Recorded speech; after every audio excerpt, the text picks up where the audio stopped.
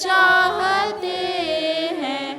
हे स्वर्गीय पिता हम आते हैं। तुम हो शक्तिमान प्रभु जी, दया भी है अपार प्रभु जी। तुम हो शक्तिमान प्रभु जी, दया भी है अपार प्रभु जी। स्तुति हम सब गाते हैं। स्तुति हम सब गाते हैं। हे स्वर्गीय पिता हम आते हैं। आशीष तुझसे चाहते हैं। हे स्वर्गीय पिता हम आते हैं। भूलो ना इन बंदों को तुम, क्रूस पर दुख जो सहते थे तुम। भूलो ना इन बंदों को तुम, क्रूस पर दुख जो सहते थे तुम। उसी प्रेम को चाहते हैं। उसी प्रेम को चाहते हैं। हे स्वर्गीय पिता हम आते हैं। आशीष तुझसे चाहते हैं। हे स्वर्गीय पिता हम आते हैं। किसी का चॉइस हो तो बताइए। 97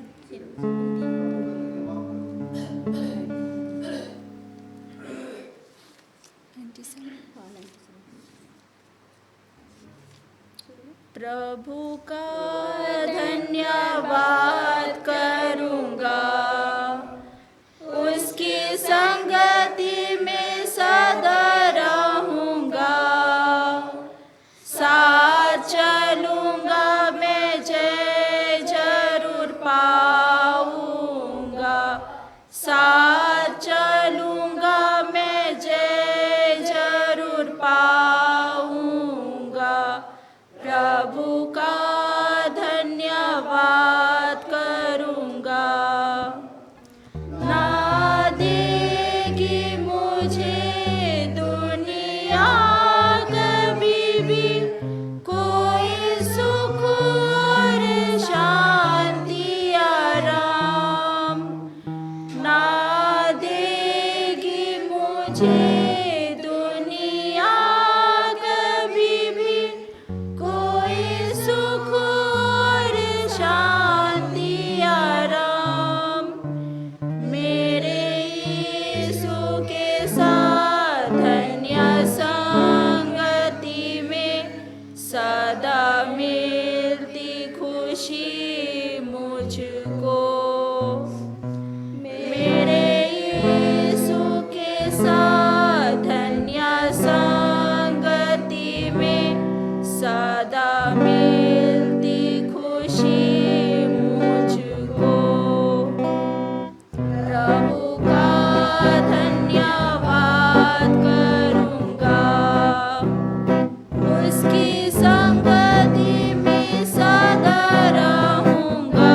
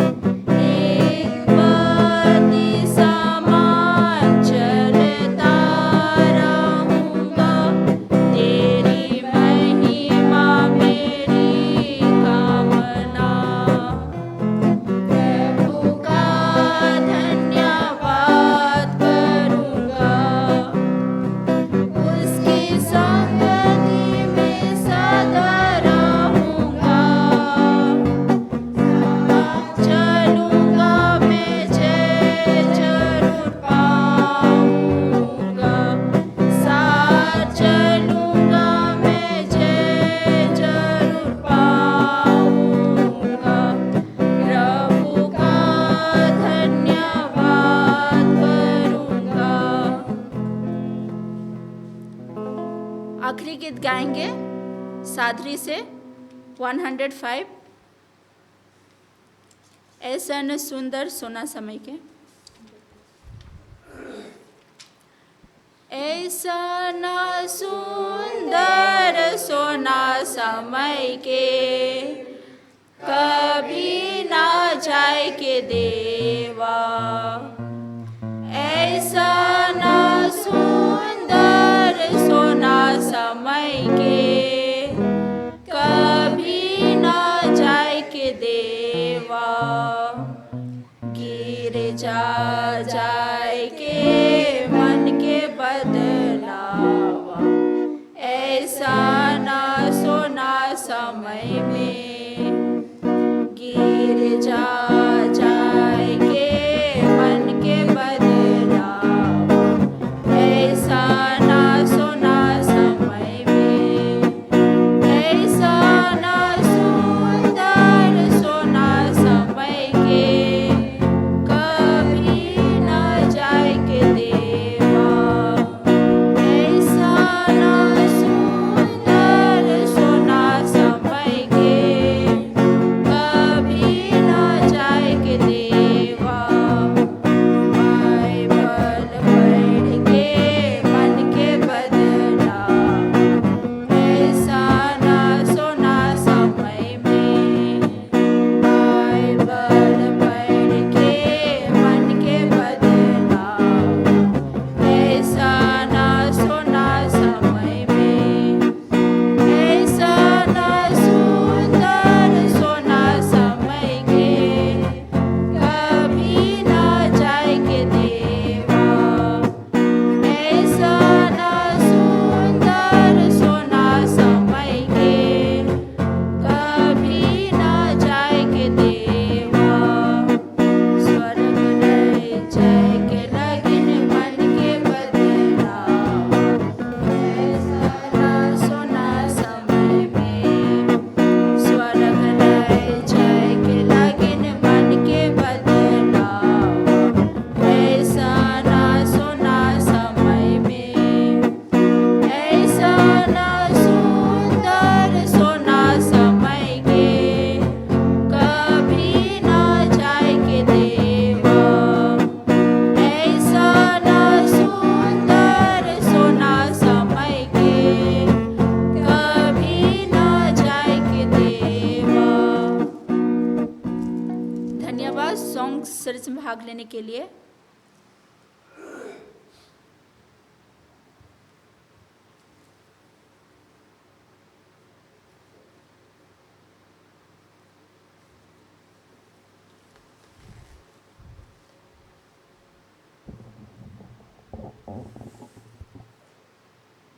सबको हैप्पी साबत, गुड इवनिंग। हम परमेश्वर को धन्यवाद दें हैं कि उन्होंने इस साल के तीसरे महीने का आखिरी साबत में भी हम लोगों को लेकर आए हैं, इसलिए धन्यवाद देते हैं। उन्होंने पूरा सप्ताह भर हम सबों को सहायता मदद की और आज फिर इस दिन को देखने के लिए मौका दिया है। मैं सबसे पहले सॉन्ग सर्विस लीड करने वालों को धन्यवाद देना चाहती हूँ और आप सबों को वचन के साथ वेलकम करना चाहती हूँ। मेरे साथ खोलिए भजन संगीता की पुस्तक 113 साम्स 113 भजन संगीता 113। हम पूरे 9 पद को पढ़ेंगे। बहुत अच्छा वचन इसमें लिखा हुआ है।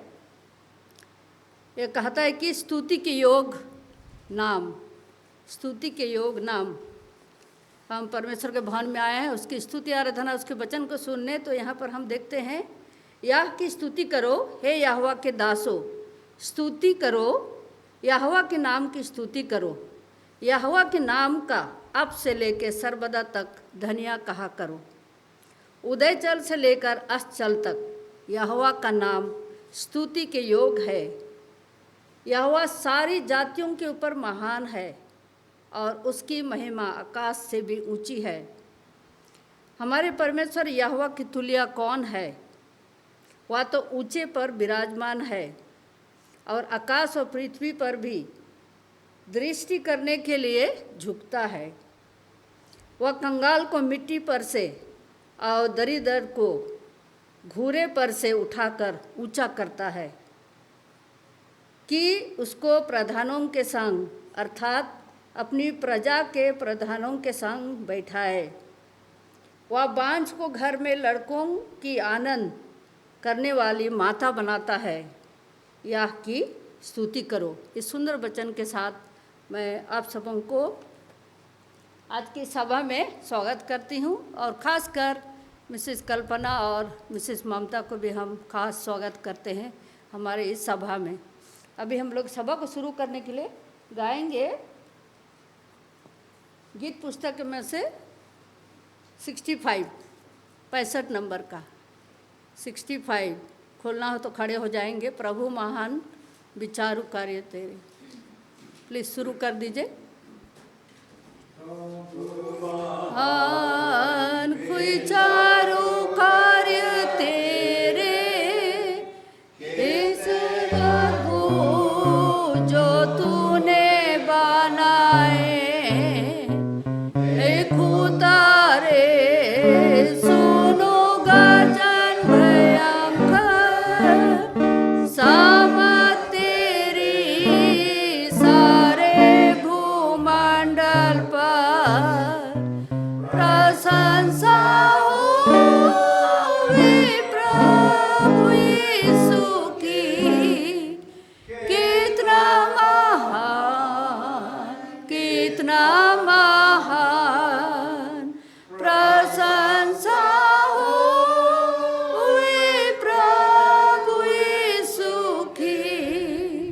कितना महान, कितना महान।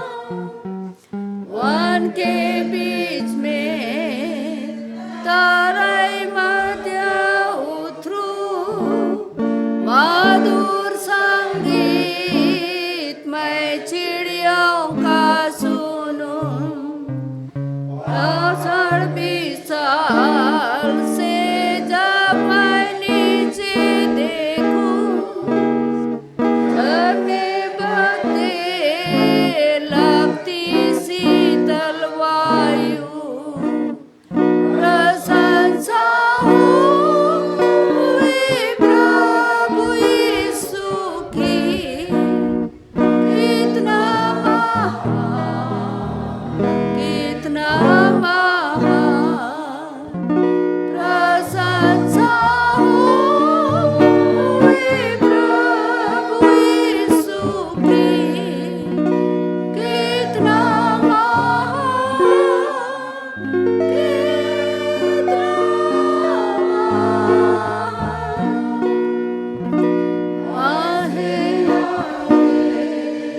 कसम दूरी का होगा, मुझे लेगा जहान महान। मैं झुकूंगा सदागर भक्ति दिन था, और कहूँगा प्रभु कितना महान। प्रशंसा होवे प्रभु यीशु की। कितना महान, कितना महान प्रशंसा होवे प्रभु यीशु की। कितना महान, कितना महान। आइए हम लोग प्रार्थना करेंगे। हे महान स्वर्गीय पिता, हम फिर से आज आपने यह मौका दिया कि आपके भवन में आए हैं पिता, साबत को स्वागत करने के लिए।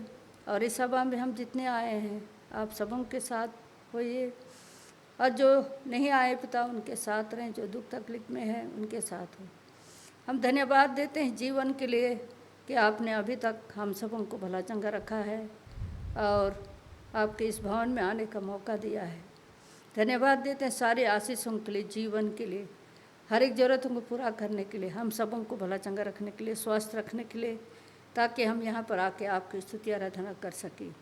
हम इस वक्त विशेषकर इस समय के लिए और मौका के लिए प्रार्थना करते हैं। पिता, मैं खड़ा होकर यहाँ पर आपके वचन को पेश करूँगी तो मेरे साथ हो, मुझे बुद्धि और ज्ञान दे, समझ दे, ताकि जो भी वचन मैंने तैयार किया है पिता, सब कुछ आपके सामने मैं पेश कर पाऊँ।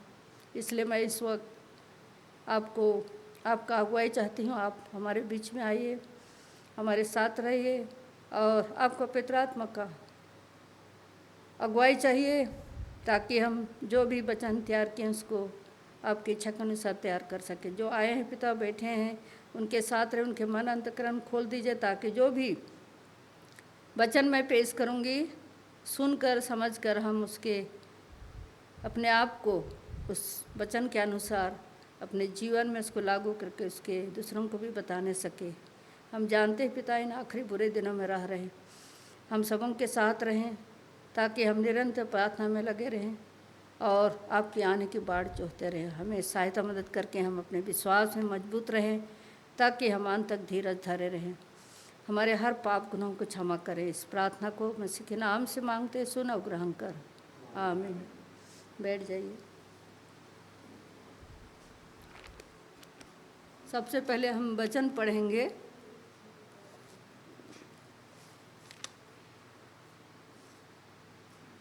सबसे पहले पढ़ेंगे हम लोग मत्ती नए नियम से, मत्ती का 3 और 4, मत्ती 27 अध्याय, मत्ती का 27 अध्याय 3 और 4 को पढ़ेंगे हम।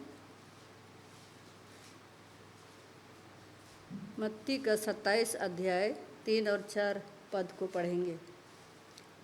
जब उसके पकड़ने वाले यहूदा ने देखा कि वह दोषी ठहराया गया है, तो वह पछताया और वे 30 चांदी के सिक्के प्रधान याजकों और पुरनियों के पास फेर लाया और कहा, मैंने निर्दोष को घात के लिए पकड़वा कर पाप किया है। उन्होंने कहा, हमें क्या, तू ही जान। इसके बाद और एक पढ़ेंगे हम, लूका का पुस्तक 22 का 47, लूक चैप्टर 22 वर्स 47, लूका 22 का 47। वह यह कह ही रहा था कि एक भीड़ आई और उस 12 में से एक, जिसका नाम यहूदा था, उसके आगे आगे आ रहा था। वह यीशु के पास आया कि उसको चूमा ले। सिर्फ एक पद पढ़ना है। तो आज का जो मेरा विषय है बोलने का, ये पद को पढ़ने के बाद आप लोग को पता लग गया होगा किसके बारे में मैं बोलने जा रही हूँ। कोई बता सकता है? हाँ, यहूदा इस्करियोती, ये प्रभु का, यीशु मसीह का चेला था। 12 चेले थे, 12 में से एक था। तो आज मैं उसी के बारे में आप लोगों को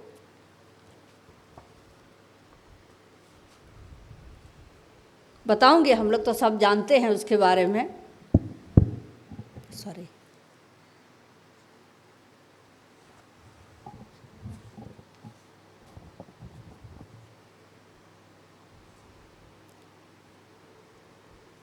उसका मतलब अच्छाई और बुराई, उसमें क्या था उसके चरित्र में, अच्छाई भी था, बुराई भी था। वो यीशु मसीह के साथ बहुत दिनों के साथ, चेलों के साथ वो बहुत अच्छा चेला भी था। यहाँ कहता है कि यहूदा इस्करियोती के कुछ सकारात्मक, मतलब पॉजिटिव अच्छाई, उसके जीवन में क्या अच्छाई था यीशु के प्रति। वह यीशु की बातों को दूसरों की अपेक्षा अधिक ध्यान देकर सुनता था और यीशु के चरित्र की सुंदरता के प्रति अज्ञान नहीं था। वो सब कुछ पता था कि यीशु मसीह कौन है और कैसा है और कैसा इंसान है। और यीशु के वचनों को सुनने पर वह बहुत सुंदरता के साथ अज्ञान नहीं था, वो सब कुछ जानता था। और उसको सुन करके जो यीशु मसीह बताता उसको कायल हो जाता था, उसका मन जो है पिघल जाता था। वह सच्चे मन से अपने को बदलने चाह रहा था। यीशु मसीह जो बोलते थे उसको ध्यान से सुन के बदलने चाह रहा था, लेकिन अपना चरित्र को वो नहीं बदल सका। और इसे वह यीशु की संगति में प्राप्त करना भी चाहता था, परंतु वह इच्छा सावधान नहीं रही, वो कर नहीं सका, क्योंकि इंसान था ना वो। यीशु मसीह भी इंसान था, लेकिन वो परमेश्वर का बेटा था। और यहूदा चाहता था कि मैं भी उसके बराबर हूँ, बराबर तो नहीं कर सका, लेकिन वो कोशिश कर रहा था। जब वह यीशु के पास आया, उसके चरित्र की कुछ मूल्यवान विशेषताएं थी जो चर्च के लिए एक आशीष बन सकती थी। अगर वो अच्छा इंसान होता, अच्छा काम करता, तो चर्च के लिए बहुत अच्छा होता। यद्यपि वह अपने को ख्रिस्त के शिष्य कहता था, सबसे अच्छा शिष्य कहता था, उसके पास सिर्फ भक्ति का भेष था। वो भेष लेके आया था वहाँ पर यीशु मसीह के पास। शायद शिष्यों के बीच वही एक था जो ख्रिस्त को परमेश्वर का पुत्र कहकर जानता था और मसीह के तौर पर भी उसको जानता था, और अपनी बुराई की आदत में और भी अधिक जकड़ गया। मतलब यीशु मसीह के बारे अच्छा भी जानता था सब कुछ, फिर भी से उसके मन में एक तरफ बुरी आदत थी, उसको नहीं हटा सका अपने दिमाग से। फिर उसने पूरी कहानी जो उसके बारे में जो था, पवित्र आत्मा के कार्य करने की नाराज़गी, पवित्र आत्मा को वो नाराज़ कर रहा है, और पवित्र आत्मा जो भी करने मांगे उसको अस्वीकार कर रहा है।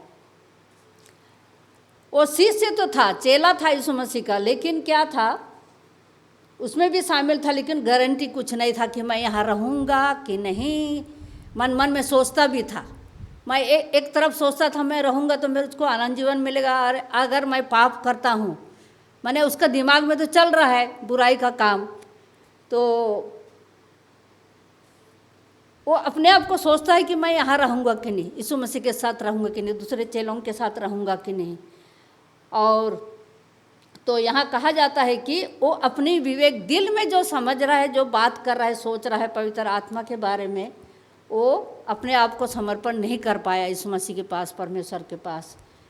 और हम देखते हैं कुछ उसका नेगेटिव क्या जो होता है। पवित्र शास्त्र सब कहता है कि वो विशेषताएं को दिखाता है कि यीशु मसीह उसका शिष्य था। यहाँ पर भी हम लोग सुनी कि उसका शिष्य था, लेकिन शायद यीशु ने यहूदा के संग बहुत नज़दीक था।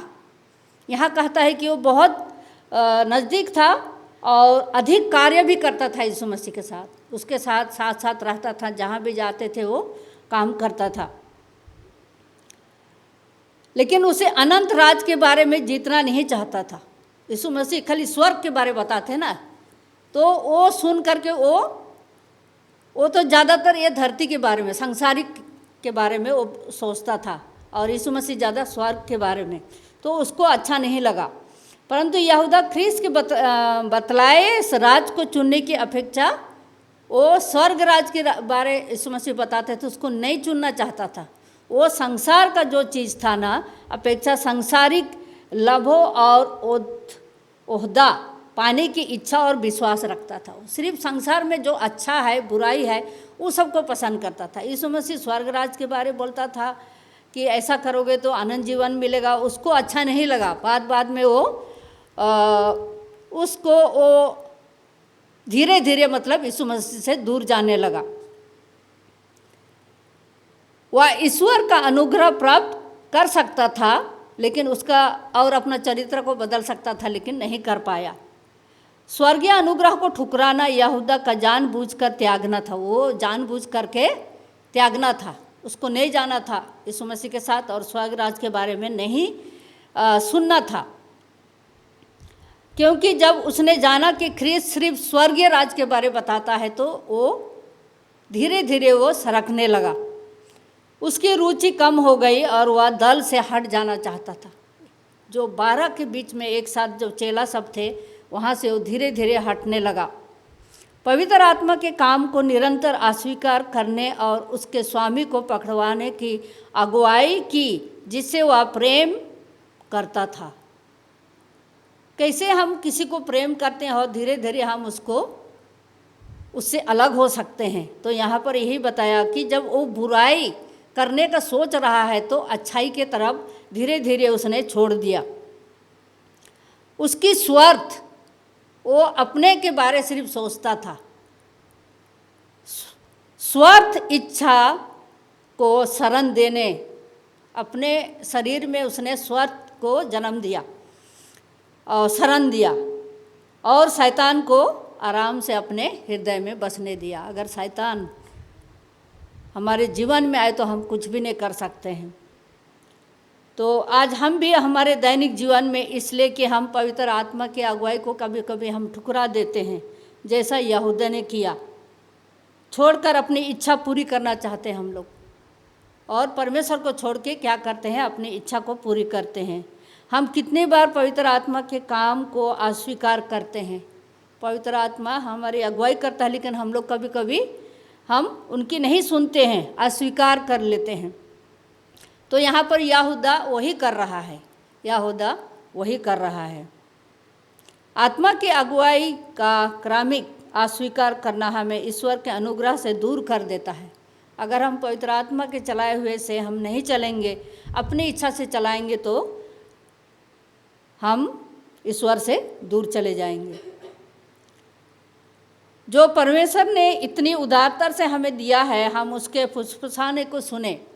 परमेश्वर जो हमें कहता है, कुछ बोलता है, अगुवाई करता है, तो हमें सुनना चाहिए और हमारी इच्छा को उसे समर्पण करना चाहिए, ताकि हम उनके चरित्र को सुंदरता के भागी को हो सके। परमेश्वर के जो चरित्र है उसको हम लोग सुंदरता के साथ हमारे जीवन में इसको अपना सकते हैं, जो परमेश्वर हमें सेंत में देना चाहते हैं। तो आज हम इस यहूदा के बारे में, उसका अच्छाई और बुराई में हम लोग क्या सीखते हैं। हम लोग भी पापी हैं, पाप किए हैं, और कल हम लोग का जो प्रभु की प्यारी है, हम इंसान हैं, हम पाप कर डालते हैं। हाँ, इंसानी है, लेकिन इंसान के बारे में बात करते हैं, अरे वो ऐसा है, वो ऐसा है, लेकिन हम भूल जाते हैं हम भी इंसान हैं, हम कैसे हैं, ऐसा है। तो यहाँ पर देखते हैं कि शुरू में यहूदा कितना अच्छा था, यीशु मसीह के साथ काम करता था, लेकिन आखिरी में वो बिल्कुल वो 12 में से वो हट जाता है और अपना काम सिर्फ बुराई करने के लिए सोचता है। और आखिर में हम लोग परमेश्वर के वचन से पढ़े कि कैसा यीशु मसीह को उसने पकड़वाया और पाप भी किया, निर्दोष को घात किया और पाप किया। और क्या होता है, हम लोग जब गलती करते हैं, किसी को कुछ बोलते हैं, तो हम लोग उस समय भूल जाते हैं कि हम भी इंसान हैं, फिर बोल देते हैं। तो क्या होता है, इंसान होने के नाते बाद में पछताते हैं। और यहाँ पर यहूदा भी बाद में पछताया, लेकिन बाद में पछताने से क्या होगा। लेकिन बाइबल में कहता है कि अगर वो वापस जाता, अपना बुराई को छोड़ करके यीशु मसीह के पास जाता, तो वो सुधर सकता था और यीशु मसीह उसको अपना लेता। तो आइए हम लोग यहाँ पर यहूदा के काम से जो अच्छाई और बुराई, हम लोग अपने आप को देखें कि हम कैसे हैं। इस पापमय जगत में रहते हैं, पापी हैं, लेकिन पाप करते रहते हैं, लेकिन हम अपने आप को सुधार सकते हैं, और सुधारने के लिए परमेश्वर मौका देता है। परमेश्वर इस वचन पर आशीष।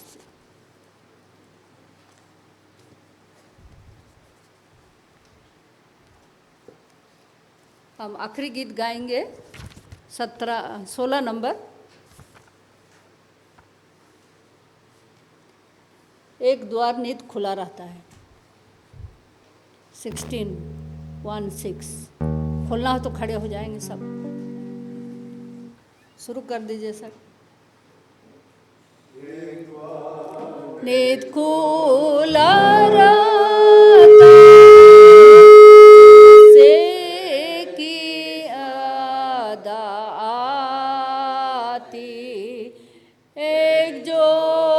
ज्योति जो क्रूस से फैलती, यीशु का प्रेम बताती,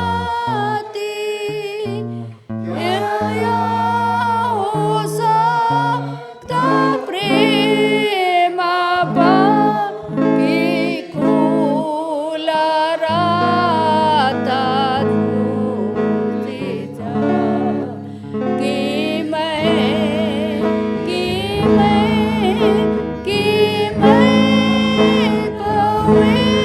प्रवेश करूं सबों के लिए ये वह द्वार जो उसे मुक्ति चाहते, हर जाकर लोग धनवान लाचार से तो उसमें पहुँच पाते, क्या हो सकता प्रेम आपा की खुला राता प्रेम संसार,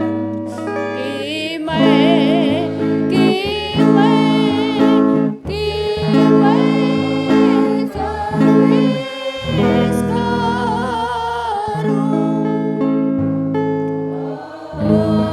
आगे जा निडर होके, कि द्वार है खुला रहता, उठा के क्रूस उस मुकुट ले जो प्रभु यीशु दे, क्या हो सकता प्रेम आपा की खुला राता मुक्ति द्वार, कि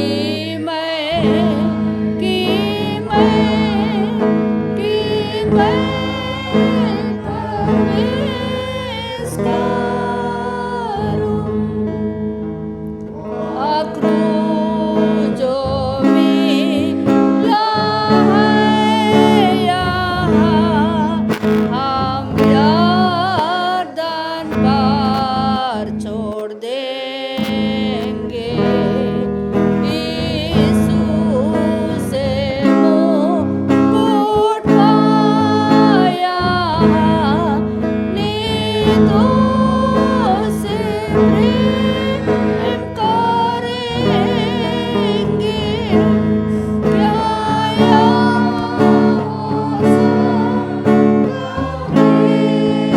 आपा की खुला राता प्रेम